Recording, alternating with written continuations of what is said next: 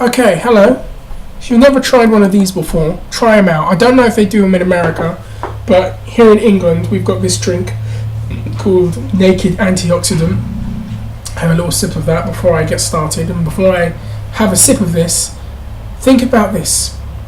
If there's a wrestler I respect more than a lot of the legends that we grew up with, and I can't believe I'm saying this, especially during my teenage years, when I was at the height of my smart markiness, where everyone had to be a technical marvel and had 5-star matches and had trained in Japan in some hot mat, in bare feet, working on all these submission variations, because in my head that was a great worker. Fast forward to now, and if there's a guy I respect from the time I was a child, coming out of that deep, hardcore smart mark era that I was in, to now my adulthood, Ultimate Warrior I respect more than most wrestlers, and I'm going to explain why in 2 seconds, but think about what I'm going to say and you tell me what you think. So give me a quick second, let me have this, let me rejuvenate myself. So I've just made the statement that I respect the Ultimate Warrior more than a Hulk Hogan. I respect him more than a Ric Flair. I respect him more than a lot of other people in the wrestling industry, and here's why. It's not got so much to do with what he did as a professional wrestler. But I will say this. I did enjoy the Ultimate Warrior when I was a child. I've never held on to that notion. And I did a video a year ago, if you want to check it out for free, where people made this comment about, oh, well, you're not a proper wrestling fan. If you're an Ultimate Warrior, then you can't be a real wrestling fan. And I know that Muppets like Chris Benoit used to have that belief in their head. And I challenged that a long time ago, and I'll challenge it continuously. And I will say this. I got drawn in by the Ultimate Warrior because he looked like something out of Marvel Comics. Granted, he was not the best in-ring worker, but did I really know what the best in-ring worker was at the age of 5 years old? No. Did anybody? No. And he looked like a superhero, and he had that energy, and he got your attention. Fast forward to now, and I can say, yeah, he might not have been the best and most skilled in-ring worker. He didn't wrestle in Japan. He wasn't up there with the Kobashis and the Harts and the Malenkos and the Carl Gotches and the Lou Theszes and the Bret Harts and the Owen Harts and the Chris Benoits and the Roderick Strongs. Did I just say Roderick Strong?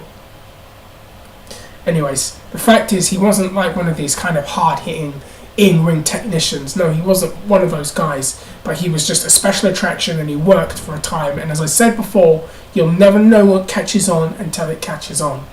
And why I respect the Ultimate Warrior and why I can look back at him and not feel ashamed to be a wrestling fan is because of this. How many times have we now in our adulthood looked at someone that we were a fan of and just palm-faced ourselves and rolled our eyes and said, oh no, not again. Oh, why did you have to do that? Whether it's incident involving Ric Flair having fights with his wife, getting beaten up by his sister's boyfriend, spending ridiculous amounts of money, or just doing something to be a parody of himself, or if it's Hulk Hogan and all the nonsense that he has, whether it's sex tapes with his, best friend's wife or someone's child that went to school with one of his kids, or something embarrassing like what happened when Nick had that accident with his friend and the disgraceful and distasteful comments that guy made during that time. You just hear these comments and you just roll your eyes. And I don't blame people who I speak to outside of here. That salesman better not ring on the bell, by the way. Sorry. Don't know if you can see this. Just got distracted by a salesman walking by and he was motioning to ring on the bell. And I just looked at him, just don't fucking do it. So what I was saying is, the fact is, we always hear of these stories of people that we grew up with as wrestling fans in our childhood where we have rolled our eyes and felt embarrassed. And a lot of the times when people who are not necessarily wrestling fans, who are our friends, hear about wrestling and then they hear these things like what happens with Hogan or Flair, they just look at us and think that we're simple and we're idiots. Yet, you have someone like the Ultimate Warrior who is somewhat vilified by a lot of people in some ways, and I've never really understood that, just because he wasn't this great in-ring technician, and people give him a lot of crap because of that. But then I think about it and I think like this: How many people have we seen in the wrestling industry where pro wrestling just chews them up, chews them out, and then spits them right back out, and they're a quivering shell of themselves, embarrassment? Many a wrestler we've seen like that. Yeah, the Ultimate Warrior, here's a guy that left pro wrestling with his dignity intact, with his self-respect intact, and a plan and a preparation for life outside of wrestling. And now we can look back years later and we can see that the man is still successful. He's a chiropractor. He went back into education. He studied. He worked extremely hard to get his degree and he, set up his practice.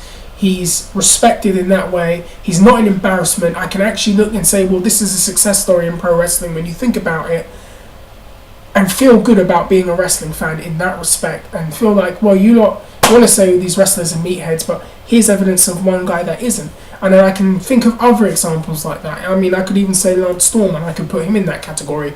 I could put maybe a Chris Jericho as time goes on. And the thing is, it's not just that these wrestlers... The thing is, and this is the other thing I want to bring up, how many people have we talked about, these legends that we grew up with in our childhood, where we've said, we just want them out now. Just go fucking home. Just stop. Let these young guys retire. How many of these people have we talked about and said, oh my God, just go away. I can't believe he's going to book himself to be the champion of this promotion. How many videos have we made on YouTube where we've talked about people like that? Whether it's Hulk Hogan or Triple H or, some, you know what I mean? Whereas Warrior knew when to hang it up and go and to leave it be and to prepare for a life outside of there. And you can look back and kind of say, well, you know what? He had a good run. He might not have been the best, but he's not eroding his legend. He didn't stick around for too long and he's not taking a spot that should be occupied by someone else. And in a way, that's one of the reasons why I respect him. He did things on his terms. He did things, as Frank Sinatra would say, my way. And I can respect that, and I can respect the fact that he prepared for a life outside of there. And you look at him now, he's still doing really well. You don't, go on TMZ, and I don't know why you'd want to go on there anyways, but you don't go on TMZ or turn on the news and hear of an embarrassing story involving that man. Anyways, I'm going to stop. You lot let me know what you think. Write some comments. If you're on wrestlingforums.com, hello. I'm going to do another video. I've got part 2 coming up. I need to talk about UFC 162. That's coming up. It feels like ages since I've done an MMA video. Guys, write, like, share, comment, rate. If you haven't already, hit that subscribe button. I do wrestling videos, I do MMA videos, I do boxing videos. If you haven't checked out my last 2 videos, please do. There's one on Ryback, there's one on Daniel Bryan. If you want to check out the video I did last year on the Ultimate Warrior, feel free to check that out. Guys, let me know what you think, and I will head out. Bye.